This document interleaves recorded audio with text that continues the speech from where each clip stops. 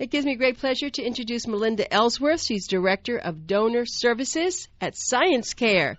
Science Care, it's a great name. You know, probably about 4 years ago, before I met Melinda, I had no idea what that was like. I mean, I know I had people on my radio show who was with organ donation and things like that, but I never had something about Science Care where you actually could donate your body, and so I had never been sure of what I wanted. I did not want what my mother and father had, where they were buried in the ground and all the expense and just that nobody even visits them. I wanted to do something important for society.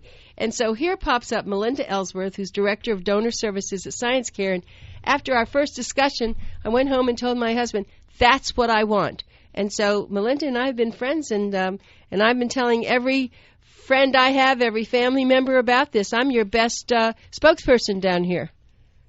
Thank you so much. But it's really important we have people like you to tell everyone, because so many people don't even know what Science Care is or what whole body donation is or means. Right, and why don't we do that? Make believe that no one heard us before. Tell them what Science Care really is. Sure, absolutely. Science Care is a link. We are a link between people who want to donate their body to science and research and those medical researchers, educators, and students who need human tissue in order to do their important work. So we are nationwide, and folks donate their bodies graciously in order to help further and advance medicine and improve patient outcomes. So, for example, this sounds very big picture. It's hard to really quantify what that means. For example, let's suppose that you're going in to have surgery, maybe a shoulder surgery, a hip replacement. Those surgeons and those techniques and devices, those implant devices, have to be developed with the use of human tissue. So the development of the devices, the training of the surgeons on that technique or how to utilize that implant, people like you and I are giving our bodies when we pass in order for that learning to occur. Well, it's such a wonderful gift. Oh, it is such a gift. And as a matter of fact, I told Melinda that once I met her and I was so interested, I started asking all the doctors that are on my shows, did you have a cadaver when you went to medical school? Yeah, we did. And they started telling me how much they loved the cadaver and what it meant to them. And now we just had a doctor on before you, and he was talking about wound care. And I was thinking about all the things they have to do with wound care. Well, they've got to see what that tissue looks like on a real person before, right? Before they can start working on a real person. Yes, and the development of those treatment options utilizes human tissue, drug therapy treatment. So, for example, I don't know if you've realized that there's a lot of drug therapy options available transdermally, meaning by patch on the skin. Yes. All of those techniques and technologies are developed utilizing human tissue through whole body donation. No, I didn't know that. Yep. And, you know, I've been pulling some facts to try and share with your listeners, and I don't know if everyone knows that heart disease is the #1 killer in America. And so I thought, okay, well, let's talk about how Science Care donors are helping to improve the longevity of people's lives due to this disease. So I pulled some facts. About 720,000 Americans every year have a heart attack. Donors every day, every week through Science Care are helping to improve prevention and treatment before it becomes a life-threatening situation. So, for example, training of physicians on how to implant stents, the development of that technology, the minimally invasive surgical techniques for stent implants, all of the things associated with this, the replacement of the arteries, all of this training and development has to occur with real human tissue, and that's where our donors come in. They give of themselves in order for this medical science to advance. And this isn't just for future generations. This is for patients today. So, for example, maybe 50 doctors come in and train on a surgical procedure. They're going into practice tomorrow on real patients in order to improve that patient outcome.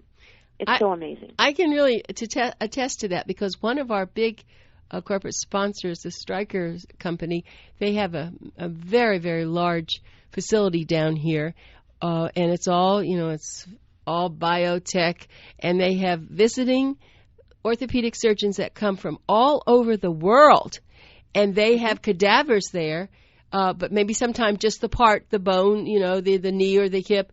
And I was privileged to go in there, and I don't think I even knew you at the time. And now I realize how important it was. I didn't know where they get the cadavers from. I mean, it was never part of my, whatever I watch on TV is what I know.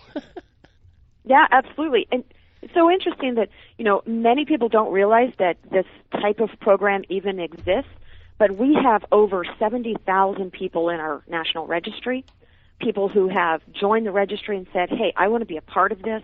I want to help to leave a lasting legacy for others. And it's such a beautiful gift, but also there's such a great benefit to families because it alleviates some of the financial burden for families in that really terrible moment of grief because there's no cost to the family. This program includes cremation, and so the family doesn't have to worry about that at the time when someone makes a whole body donation. I'm glad you brought that up, and because I have told this to Melinda, but we have a very close friend who's actually one of our advertisers, and her son. I mean, there was a call that came in that her son had almost a fatal accident up in the Carolinas, and after being, I guess he was in a coma for a week or two, and I had talked to her about this because he really didn't have money, and they don't have a lot of extra money to help the family. They used you, and they were ecstatic. They were so happy. It was such a great moment that they didn't have to think about anything else. Because remember, she's traveling from here up there. She didn't have, there were, he was in his 30s. I'm sure there were no funeral arrangements made. Yeah, and it was a shock. It was wonderful that you had that kind of opportunity for them.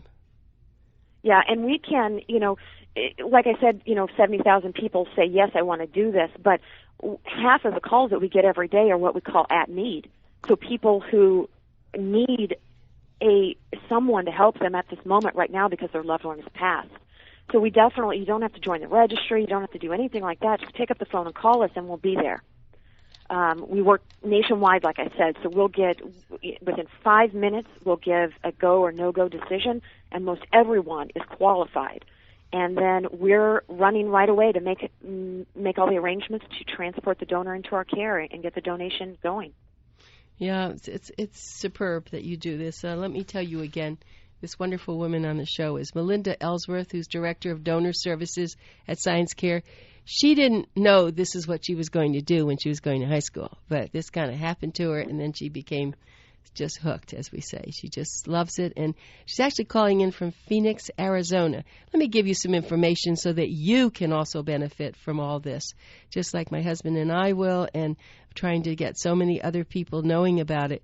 But you would go to their website is sciencecare.com. Sciencecare.com, and the phone number, and it's on 24 hours a day, is 1-800-417-3747. Again, that's 1-800-417-3747. And we certainly applaud this. Now, since we know that the veterans have so many problems, between getting better with their traumatic brain injury, what are we doing for them with Science Care? Absolutely. We have a vet program. Just a couple of facts. I think 1 in 4 of the deaths in the United States today are vets. 1 in 3 of our donors through Science Care are vets. And although you may realize that veterans do have burial benefits, they do have honor benefits, it doesn't cover the cost of cremation. And so this is where Science Care is really attractive to veterans. I believe that veterans love whole body donation and that giving of that final gift because they've lived a life of service. And this is a way of continuing that life of service for even more folks in the future. And included with our program, again, is no-cost cremation. So the veteran goes through the program. We offer that no-cost cremation, and the cremated remains are returned to the family in 3 to 5 weeks, and you can still take advantage of all of the vet burial benefits, the honors, the interment in National Cemetery. All of that can still be done. So it's a great way to combine programs to get the most benefit and to leave a truly lasting legacy. But I'm curious about something. But if you take, for instance, you take my body, and can they just use the whole body? I mean, why do they have to break it up? Good point. We have different client needs, and when each donor comes in, what we're trying to do is maximize the intent of that donor. We want to place that donor with as many projects as possible. So that does mean segmentation of the body in order to participate in multiple research and training projects. However, we do have university, medical school, whole body cadaver programs. And for those cases, an entire body would go to that medical school for many, many months. And there are some folks who don't want the return of remains, and those are the donors that we place with the medical schools because we don't need to return the remains quickly to anyone. So that's how that works. Would you please put that on my chart? Because my husband and I we don't need to have cremation or we don't need to have anything. Just mark it up for me. I want to be at the university. I've always wanted to get more education, so let's do that. You can be the educator. Yeah, I'll be the educator. That's right. That's very exciting. So, okay, let's so something that you said though, because I think that was important, that you talk about cremation, but someone once the body's taken away, they may never see it again and they may not want to. So that's one thing, right?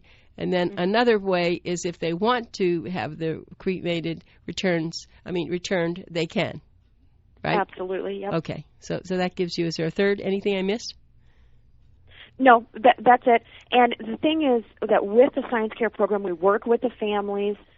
We're tailored to the family's needs. You know, in some cases, the quote next of kin is really not someone who's that close to the one who has passed. So they may not want the remains, and that's fine. We can place those remains in an ossuary locally, or scatter at sea if in Florida, and we do all of that at no cost. So whatever the family wants is what we're here to provide. I don't think I've ever asked you this before. Was the company started in Phoenix? Is that why you're there? Yep, good question. Yes, our headquarters are in Phoenix. We were started here in Phoenix 14 years ago, and we have grown and branched out, and now we have multiple facilities across the country, one there locally in Coral Springs. We've got a training facility in New Jersey. We've got a donation center and training facility in Denver and in Long Beach, California. But, you know, like I said, nationwide donation can be accepted. So if you have a loved one that passes in North Carolina, we work with local partner funeral homes to manage all of the logistics of that process and getting that donor into our care and into one of our donor facilities. All right. And I know what you do, but I'm just going to have you say it. So if someone makes that phone call to you, that 1-800-417-3747, or gets online, what are they going to receive from you? Sure, absolutely. So if it's a person like you or I, and we want information or we want to join the registry, you can do that by calling or joining the registry online. We'll send you some information with 4 personalized identification cards so that you can keep that in your wallet. And the most important part is this is a conversation starter. So you want to have a conversation with your loved ones. Give them one of these cards. Tell them this is what you want to have happen at your time of passing so that they know to pick up the phone and call Science Care. People want to carry out your wishes. It's very important for people to be able to know what your wishes are and carry them out for you. So this is the most important part in the process, is to do that.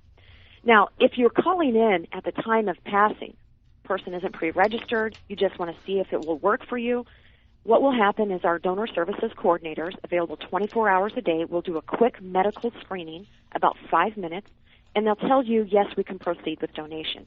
At that point, we send all the information we need to collect from you via email, typically, and it's consent forms, demographic information for the death certificate, and a little bit more in-depth detail about the medical history. This will help us to know how to place that donor's tissues for medical research and training. So all of this happens very quickly, in 12 to 24 hours. Now, we follow up with the family throughout the process. We make phone calls. We check in on the family, make sure they have everything that they need. They have all of their questions answered. And then at the anniversary of the passing, 1 year later, we'll send a certificate that commemorates the planting of a tree. We work with the Arbor Day Foundation, they have a reforestation project. And we love working with them because we can plant a tree for every single donor that goes through the program. And it's another way to physically and have a tangible, lasting memorial for that loved one and for that donor. It's just one more way that we can commemorate that gift. It's such a beautiful gift. Well, that is just spectacular that you do that. And I think I do remember you saying that, but I had forgotten that. So now I have to add that to it. Tell me, though, a little bit about the founder or founders. Sure. Yeah, Jim and Josie Rogers, husband and wife team. Jim had been working in traditional death care, doing pre-need arrangements, and he was talking to people in their homes, and often would hear people say, I'd like to give back to medical research, but I don't know how. And Jim didn't either. It got him thinking, and he decided to put together a business case. It took a couple of years to put the facts together. He really modeled this tissue bank after the transplant tissue banks across the country. That was his sort of starting place, his model. And he opened the doors in 2000. And since then, we have grown continually year after year, expanding. It has become a real movement. The majority of the donors that come into our program are through word of mouth. So people who've gone through the program and have had a great experience tell 20 of their friends. And it has just continued to grow. And with the economy in 2008 to 2010, we saw a huge surge, frankly, because of the free cremation aspect. It's such a benefit because, you may not realize, but it costs hundreds and even thousands of dollars just for a simple cremation. And frankly, sometimes people don't have it. And so whatever the reason, it doesn't matter why people come to us. The benefit is the same. The lasting legacy for future generations is the same. And we want to be here to help facilitate that. But also, Melinda, something that just as my friend experienced, she really lets you do all the driving. She lets you do all the work. I mean, where, sure, you want a cremation, you have to go take care of this, and someone has to help and all that. But with you, you're just going to make that phone call, and then you're going to take care of everything.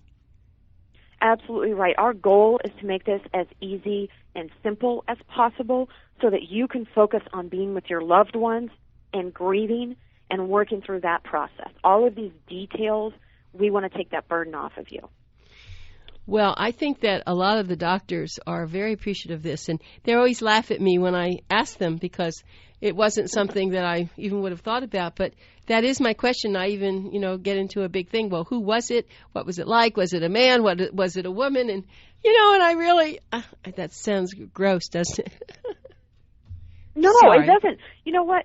We get emails and calls and letters from some of the students who do work with whole cadavers in their medical school training, and they name their cadaver. They really honor and respect them. They want to thank the families for the donation and send them cards. I mean, it's amazing. They really respect and honor that gift because there's no other gift. I mean, there's no other substitute for the human body to learn on. Absolutely not. Okay, so you're telling me, wait a minute, you're getting yourself into trouble, Melinda, here. So someone will know, so wherever I wind up, let's say, and somebody wants to thank my kids or something, how do they get to know who I am? Do they get a real name and everything and where I live? No, they don't get a real name. What do they get? It's completely anonymous. When they're working with that cadaver, they don't have a name with that cadaver. They just contact us because we supplied it, and they'll say, if you have contact with the next of kin of this particular cadaver, I'd like to send them a thank you card for that gift. And you keep that record so you know? Yeah, we pass that through, exactly, to the family, so the family can, feel that respect and that pride in being able to give that gift of education. I'm getting to love you more than ever. It's not us. We're just the conduit. It's the donors. No, Each I gift know. is such a brilliant gift. Yeah, I know, but it really, it's just making it more interesting. I know it's funny to laugh about death, but I mean, someone's dying anyway, so they're dead. And of course, and no one can appreciate more that when you have to, because I went with my mother, and I've told this story before, you had to go with my mother and her sisters and pick out this very expensive, caskets. How, do we want wood? Do we want metal? What color do we want? And then it was not a happy time for me to do this with my mother, but, I loved her and whatever she wanted me to do. And then, of course, when my mother does die, and then we have to go through this whole thing, But I didn't know of something else. I said, okay, I guess I'll get cremated because I wasn't going to do that. But once I met you, I thought, oh, my goodness, this is the way to go. Yeah, and almost 50%, by the year 2015, they're projecting that almost 50% of the people in America will choose cremation. And if you're going to choose cremation, consider choosing whole body donation with cremation, because it just is such an additional benefit that you can give back in that last act of your life. I think that's what's so remarkable is so many people are choosing cremation. I think it's the baby boomers. The baby boomers have just decided this other. How many times do you go through little towns, and in the center of the town's the big cemetery? Yep. With all the, and all those people's families, they've already died, and probably, and then of course down here in South Florida, we have a lot of people that bought cemetery plots up north, and so now they have to ship the body up north to put them in the ground up north. It's very expensive. All those costs add up. I'll tell you another funny... And, there are a lot of people across the country, too, that are spread out. Families are not so localized in their small town anymore. They live across the country.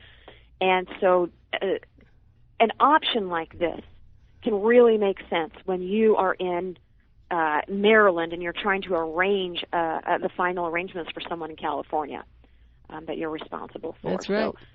So it's just a great option. It is. And thinking about that,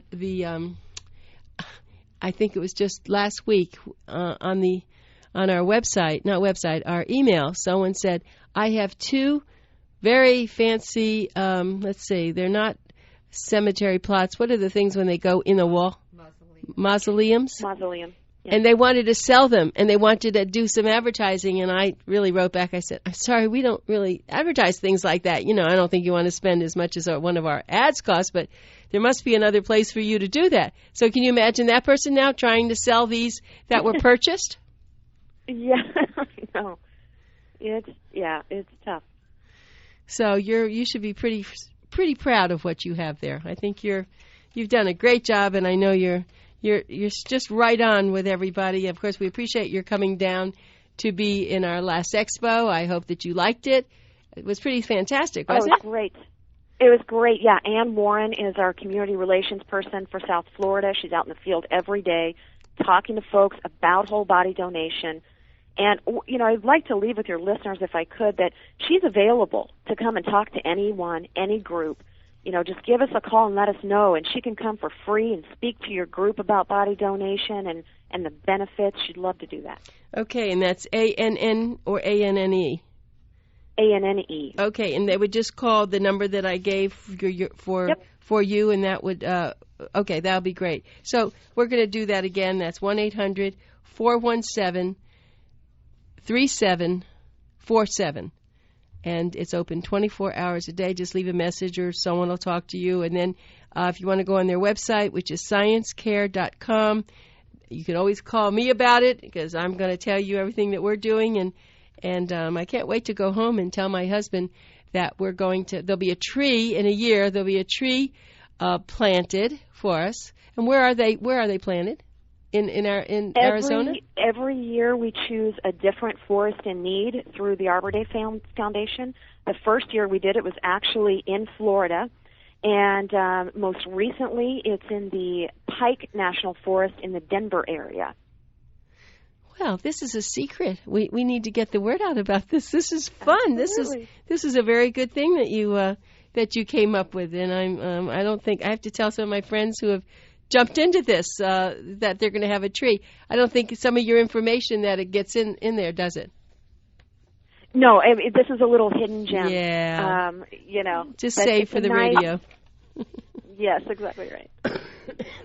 Well, I have to say, Melinda, you are absolutely a pleasure to always talk with. It's funny. When we ask Melinda if she'd like to come on the radio show, she's always so enthusiastic, sure. And then Melinda and I never talk about what we're going to talk about ahead of time. But, of course, we know so much. I know so much now. I never know all of it. I know so much about it. And, of course, because I have joined. And then she knows so much because that's what she does all the time. I had just one little concern about this.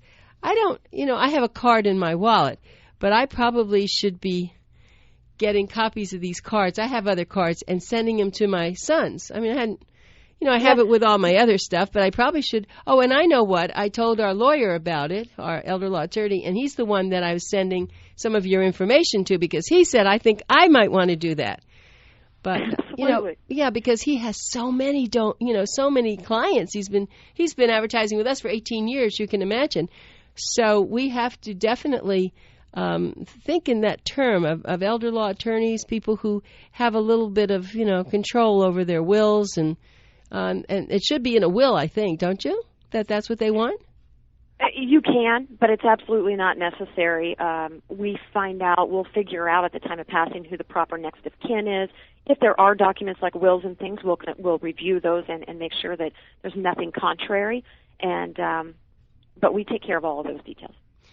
Okay, so this really takes care of a lot of the things that we have been curious about.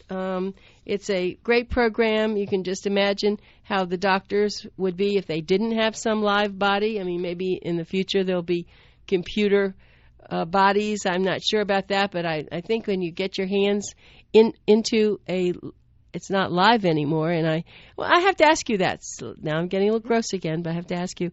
So that body it's not warm and mushy. It's like cold, right? It's room temperature, if you will. Oh, it is room temperature. It is very much like a real surgical situation for those physicians. And yes, they do have computer simulations, they have textbooks, they have plastic models, but there is nothing that compares to the individual human body. They're so different. And so that's what is important for that training. Wow. It is just absolutely amazing. Well, you've done it again, and we just love talking to you. Thank you so much, Melinda. Thank you so much. All right. Bye.